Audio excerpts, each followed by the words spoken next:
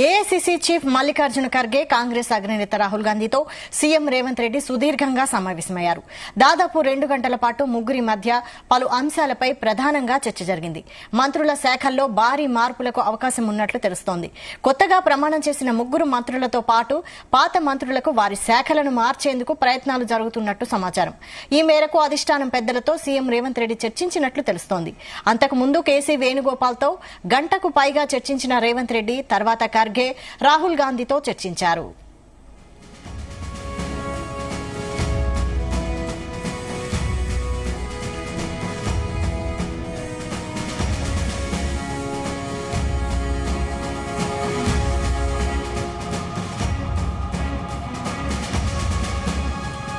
AICC chief Mallikarjuna Kharge Congress అగ్రనేత రాహుల్ గాంధీతో CM Revanth Reddy సుదీర్ఘంగా సమావేశమయ్యారు. దాదాపు 2 గంటల పాటు ముగ్గురి మధ్య పలు అంశాలపై ప్రధానంగా చర్చ జరిగింది. మంత్రుల శాఖల్లో భారీ మార్పులకు అవకాశం ఉన్నట్లు తెలుస్తోంది. కొత్తగా ప్రమాణం చేసిన ముగ్గురు మంత్రులతో పాటు పాత మంత్రులకు వారి శాఖలను మార్చేందుకు ప్రయత్నాలు జరుగుతున్నట్టు సమాచారం. ఈ మేరకు అధిష్టానం పెద్దలతో సీఎం రేవంత్ రెడ్డి చర్చించినట్లు తెలుస్తోంది. అంతకుముందు కేసీ వేణుగోపాల్తో గంటకు పైగా చర్చించిన రేవంత్ రెడ్డి తర్వాత ఖర్గే రాహుల్ గాంధీతో చర్చించారు. దీనిపై మరిన్ని updates chief news coordinator Radhakrishna అందిస్తారు. Radhakrishna. Good afternoon Vaishali. CM Revanth Reddy ఢిల్లీలో బిజీగా గడుపుతున్నారు. ముఖ్యంగా ఇటీవల మొత్తంగా మంత్రివర్గ విస్తరణ జరిగింది. మంత్రివర్గ విస్తరణలో ముగ్గురికి అవకాశం కల్పించారు. సో అవకాశం కల్పించిన తర్వాత వారికి ఇప్పటి వరకు శాఖలు కేటాయించలేదు. సో ఆదివారం మంత్రివర్గ విస్తరణ అయింది. ఇప్పటి వరకు కూడా శాఖల కేటాయింపు జరగలేదు. ఈ నేపథ్యంలో సీఎం రేవంత్ రెడ్డి ఢిల్లీకి వెళ్లారు. అక్కడ కాంగ్రెస్ సంబంధించినటువంటి అగ్రనేతలను కలిశారు. అక్కడ ఉన్నటువంటి ఏఐసీసీ అధ్యక్షుడు ఖర్గే, అదేవిధంగా రాహుల్ గాంధీ, మరో ముఖ్యంగా రాహుల్ గాంధీతో సుదీర్ఘంగా భేటీ అయ్యారు. దాదాపు 2 గంటల పాటు సమావేశం కొనసాగించారు. సో ఈ సమావేశంలో రాష్ట్రంలో తాజాగా నెలకొన్న రాజకీయ పరిస్థితులు, అదేవిధంగా కాంగ్రెస్ పార్టీ అంతర్గత వ్యవహారాలు, మంత్రివర్గ విస్తరణ తర్వాత ఏర్పడిన పరిస్థితులు, ఎవరైతే మంత్రివర్గం అవకాశం కాస్త అసంతృప్తిగా చెలరేగింది, వాటి విషయంలో అసంతృప్తుల విషయంలో ఏం చేయాలి, అదేవిధంగా కొత్త వారికి శాఖల కేటాయింపు, మొత్తంగా కొత్త వారికి కేవలం శాఖలు కేటాయించాలా లేకుంటే పూర్తి స్థాయిలో శాఖల మార్పు, ప్రస్తుతం ఉన్నటువంటి సీఎం కేబినెట్ రేవంత్ కేబినెట్ లో ఉన్నటువంటి 15 మందికి సంబంధించి ఎంత సీఎం రేవంత్ రెడ్డి కలుపుకొని 15 మంది ఉన్నారు. సో మొత్తంగా కూడా శాఖల మార్పు చేయాలా అనే దానిపైన సుదీర్ఘంగా సమావేశం చర్చించినట్టుగా తెలుస్తోంది. ఎందుకంటే చాలా ప్రాధాన్యత కలిగిన శాఖలు సీఎం రేవంత్ రెడ్డి వద్ద ఉన్నాయి. ప్రస్తుతానికి సీఎం రేవంత్ రెడ్డి వద్ద హోంశాఖ, లా అండ్ ఆర్డర్, అదగా హోంశాఖతో పాటుగా అభివృద్ధి, మున్సిపల్ అర్బన్ డెవలప్మెంట్ తో పాటు ఎడ్యుకేషన్, ఇలా కీలకమైన శాఖలు ఉన్నాయి. సో దీంతో పాటుగా ఇతరత్ర మిగతా సంబంధించినటువంటి మంత్రుల శాఖలు ఏదైనా మార్పులు చేర్పులు చేయాలా, చేస్తే ఎలా ఉంటుంది అని చెప్పేసి కూడా సీఎం రేవంత్ రెడ్డి అగ్రనేతతో చర్చించినట్టుగా తెలుస్తోంది.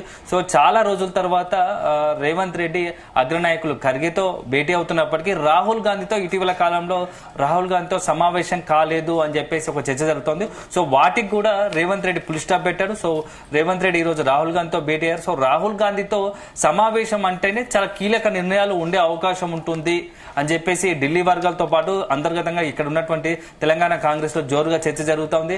నిజంగా కనుక ముగ్గురికి మంత్రి పదవులు ఇచ్చారు కాబట్టి కొత్తగా వారికి ఏ శాఖలు కేటాయించాలి దానికన్నా ఇప్పుడు ఉన్న వాటిలో సీనియర్ మంత్రులు ఉన్నారు. ముఖ్యంగా అదేవిధంగా బట్టి విక్రమార్కతో పాటు డిప్యూటీ సీఎం బట్టి విక్రమార్కతో పాటుగా ఉత్తమ్ కుమార్ రెడ్డి, సాగునీటి శాఖ మంత్రిగా ఉన్న ఉత్తమ్ కుమార్ రెడ్డి శాఖలో మార్పులు చేస్తే బాగుంటుంది, వాళ్ళకి ఇంకా కీలకమైన శాఖలు, వాళ్ళు ఏవైతే డిమాండ్ చేస్తున్నారో ఆ శాఖలు ఇస్తే బాగుంటుందేమో అని చెప్పేసి అధిష్టానం ఆ వైపుగా ఆలోచిస్తున్నట్టుగా తెలుస్తుంది. ఇదే సందర్భంలో సీఎం రేవంత్ రెడ్డి అభిప్రాయం కూడా తెలుసుకునే అవకాశం తెలుస్తోంది. సీఎం రేవంత్ రెడ్డి అభిప్రాయం ఏంది, మరి మంత్రులకు ఏ శాఖలు కేటాయించాలి, ఏ ప్రాతిపదికన కేటాయించాలి, ఎందుకంటే ఇప్పటికే సామాజిక వర్గాల ఆధారంగా మంత్రివర్గంలో పూర్తి స్థాయిలో అన్ని బీసీ, అదేవిధంగా ఎస్సీ ఎస్టీకి సరైన ప్రాధాన్యత కల్పించారని చెప్తున్నారు. సో శాఖల కేటాయింపులో కూడా అది జరిగితే ఏదైతే కాంగ్రెస్ పార్టీ అధినాయకత్వం ఆలోచిస్తుందో, అభిప్రాయపడుతుందో, మొత్తంగా కూడా సామాజిక వర్గం అంటే ఏదైతే మొత్తంగా కూడా ఈ మధ్య కులగణన చేశాం, ఆ తర్వాత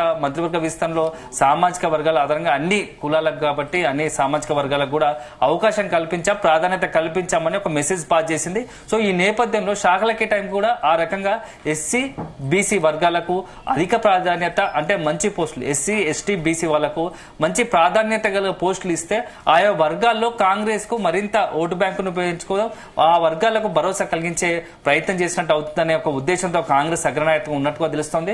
ఆ దాంట్లో భాగంగానే ఇప్పుడు ప్రస్తుతం ఈ శాఖల మార్పు ఉండబోతుందని మనకు తెలుస్తూ ఉంది. సో కీలకమైన హోంశాఖ ఎస్సీ లేదా సంబంధించిన ఎస్సీ లేదా ఎస్టీ వర్గాలకు ఇచ్చే అవకాశం ఉన్నట్టుగా తెలుస్తోంది. అదే జరిగితే శాఖల మార్పు కనుక జరిగితే ఎస్టీలో ప్రస్తుతానికి మనకు ఉన్నటువంటి సీతక్క ఉన్నారు, సీతక్క కూడా ఆ యొక్క హోంశాఖ ఇచ్చే అవకాశం ఉన్నట్టుగా తెలుస్తోంది. లేని పక్షంలో కొత్తగా ఉన్నటువంటి అడ్లూరు లక్ష్మణ్ లేదా మరొకరికైనా ఎస్సీ సంబంధించినటువంటి వారికి ఈ యొక్క హోంశాఖ ఇస్తే బాగుంటుందని చెప్పేసి అధిష్టానం ఆలోచిస్తున్నట్టుగా తెలుస్తోంది. ముఖ్యంగా ఖర్గే ఈ విషయంలో పట్టుబడుతున్నట్టుగా తెలుస్తోంది. ఖర్గే సంబంధించి ఎస్సీ ఎస్టీలకు హోంశాఖ సెకండ్, అంటే మొత్తంగా కూడా రాష్ట్ర మంత్రివర్గంలో అత్యున్నతమైన 2వ స్థానం అని చెప్పొచ్చు. హోంశాఖకు ఇస్తే ఆ యొక్క వర్గాల్లో మనం ఒక భరోసా నింపినట్టు అవుతుంది, వాళ్ళకు మనం అండగా ఉన్నట్టు ఉన్న ఆలోచన ఉంటుంది. కాబట్టి ఆ వైపుగా ఆలోచించండి అని చెప్పేసి సీఎం రేవంత్ రెడ్డితో పాటు రాహుల్ గాంధీ దగ్గర తన అభిప్రాయం వ్యక్తం చేసినట్టు తెలుస్తోంది. సో ఈ నేపథ్యంలోనే ఎస్సీ ఆర్ ఎస్టీకి సంబంధించినటువంటి హోంశాఖ ఇచ్చే అవకాశాలు మెండుగా ఉన్నట్టుగా తెలుస్తోంది. ఇక నెక్స్ట్ సంబంధించి బీసీ సామాజిక వర్గానికి సంబంధించినటువంటి చర్చ జరుగుతోంది. ఈ బీసీ సామాజిక వర్గం సంబంధించినటువంటి ఎడ్యుకేషన్ తో పాటుగా ఈ అర్బన్ డెవలప్మెంట్ ఉంది కదా, ఈ అర్బన్ డెవలప్మెంట్ సంబంధించి మేజర్ శాఖ కాబట్టి ఈ అర్బన్ డెవలప్మెంట్ శాఖను బీసీలకు ఇస్తే సరైన ప్రాధాన్యత ఇచ్చినట్టు అనే ఒక ఆలోచనలో అధిష్టానం ఉంది. సో ఈ నేపథ్యంలో మొత్తంగా కూడా మంత్రివర్గ విస్తరణ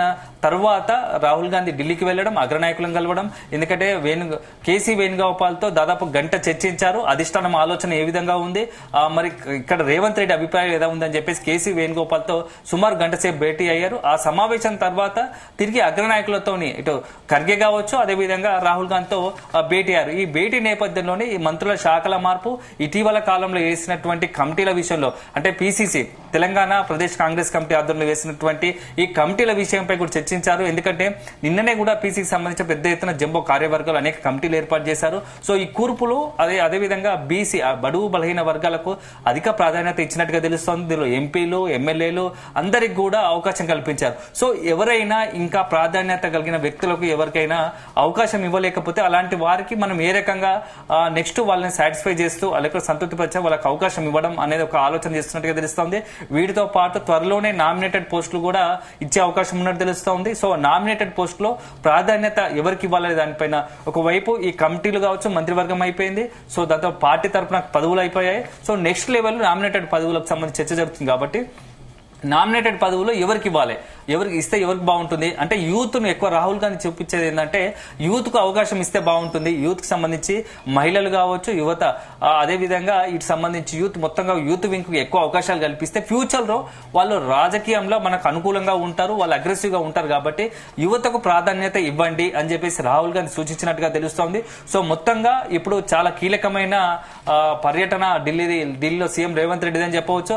అదే విధంగా రేవంత్ రెడ్డి మరొక విషయం కూడా అందరికి అంటే చాలా ఇంట్రెస్టింగ్ సంబంధించిన ఒక విషయం ఏంటంటే మంత్రివర్గంలో సుదర్శన్ రెడ్డిని తీసుకోవాలని చెప్పేసి అధిష్టానం నుంచి మొన్న ఒత్తిడి తీసుకొచ్చినా అది ఫలించలేదు. సో సుదర్శన్ రెడ్డి విషయంలో మరొకసారి అధిష్టానం దృష్టికి తన అభిప్రాయం చెప్పినట్టుగా తెలుస్తోంది. నిజామాబాద్ నుంచి ఇప్పటికే మంత్రివర్గంలో ఎవరికి అవకాశం లేదు కాబట్టి సుదర్శన్ రెడ్డికి అవకాశం ఇవ్వండి ఖచ్చితంగా.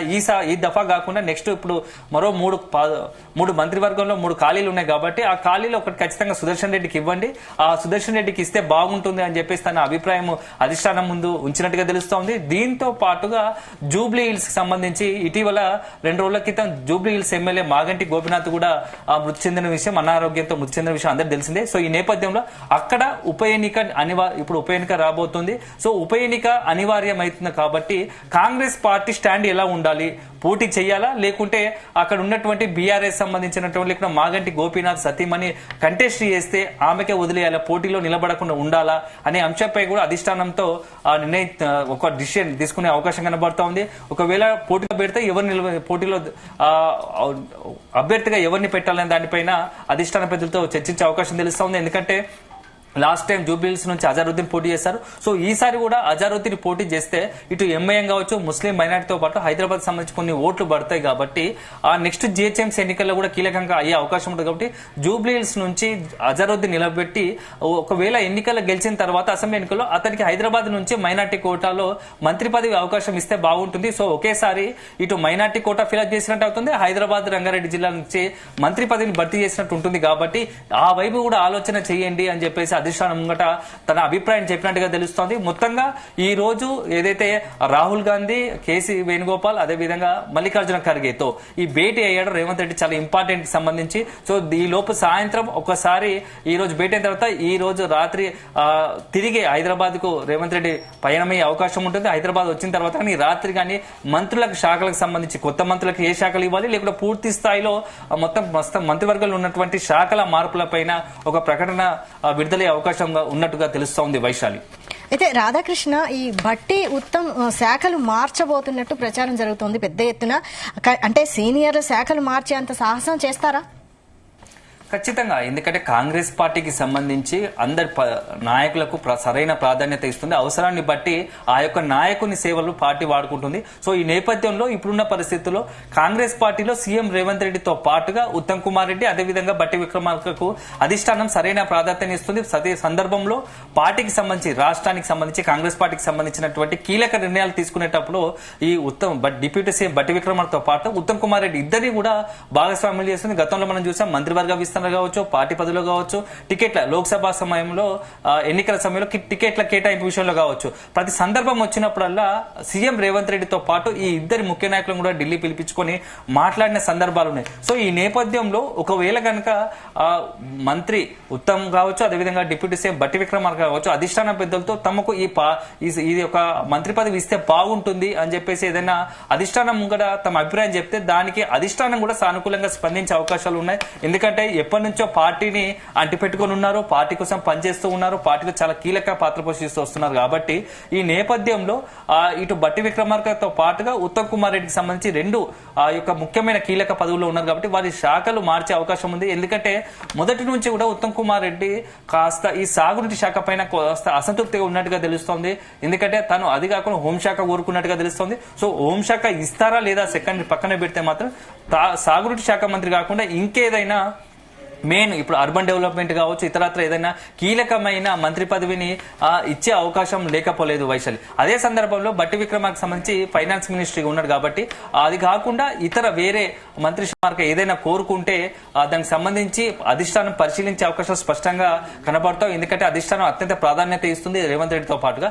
ఈ నేపథ్యంలో ఇప్పుడు ఒకవేళ కనుక మంత్రివర్గానికి సంబంధించినటువంటి శాఖల కేటాయింపు జరిగితే ఎవరికి ఏ శాఖ కేటాయిస్తారనేది మాత్రం కాస్త ఆసక్తి మొత్తానికైతే సీఎం రేవంత్ రెడ్డి అభిప్రాయం చాలా కీలకంగా మారబోతుంది. అయితే భట్టి విక్రమార్కకి ఫైనాన్స్ శాఖ మార్చితే ఫైనాన్స్ శాఖ ఎవరికి ఇచ్చే అవకాశం ఎక్కువగా ఉంది?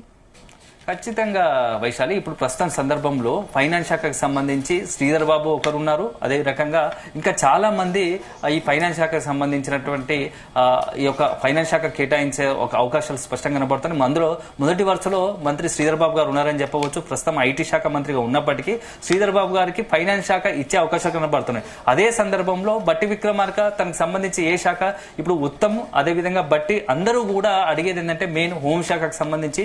సో ఈ హోంశాఖ చుట్టే మొత్తంగా కూడా ఇప్పుడు ప్రస్తుతం మంత్రివర్గ విస్తరణకు సంబంధించినటువంటి శాఖల కేటాయింపు దాని చుట్టే తిరుగుతుంది. ఒకవైపు సీఎం రేవంత్ రెడ్డి మాత్రం ముఖ్యంగా హోంశాఖను మహిళ కేటాయిస్తే బాగుంటుందని తెలుస్తుంది. అందులో సీతక్కకు ఇస్తే బాగుంటుందని చెప్పేసి ఒక ఆలోచన ఉన్నట్టు తెలుస్తోంది. అదే సందర్భంలో ఈ హోంశాఖకు సంబంధించినటువంటి విషయంలో ఏఐసీసీ అధ్యక్షుడు మల్లికార్జున ఖర్గే కూడా తన అభిప్రాయం కథ కీలకంగా మారబోతోంది. ఎందుకంటే ఈ యొక్క ఏఐసీసీకి సంబంధించినటువంటి మల్లికార్జున ఖర్గే ఎస్సీ లేదా ఎస్టీకి ఈ యొక్క హోంశాఖ ఇస్తే బాగుంటుంది, ఆయా వర్గాలను మనము కాస్త ప్రాధాన్యత ఇచ్చినట్టు అవుతుంది, భవిష్యత్తులో రాజకీయంగా పరంగా కూడా మనకు ఓటు బ్యాంకును మరింత బలోపేతం చేసుకునే అవకాశాలు ఉంటాయని చెప్పేసి ఢిల్లీలో ఈ రోజు జరిగిన చర్చలో మల్లికార్జున ఖర్గే ఒక అభిప్రాయాన్ని తన అక్కడ ఉన్నటువంటి రాహుల్ గాంధీతో పాటు సీఎం రేవంత్ రెడ్డి దగ్గర ప్రతిపాదించినట్టుగా తెలుస్తోంది. ఈ నేపథ్యంలోనే ఈ హోంశాఖ చుట్టే ఇప్పుడు ప్రస్తుతం మొత్తంగా కూడా ఈ మంత్రివర్గ శాఖల కేటాయింపు చర్చ జరుగుతున్నట్టుగా తెలుస్తోంది. సో ఏది ఏమైనా ఈ రోజు రాత్రి కానీ రేపు మధ్యాహ్నం కల్లా ఈ శాఖల కేటాయింపుకు సంబంధించి ఒక ఇంపార్టెంట్ అప్డేట్ బయటకు వచ్చే అవకాశం కనబడతా ఉంది Vaishali. Right, thank you Radhakrishna.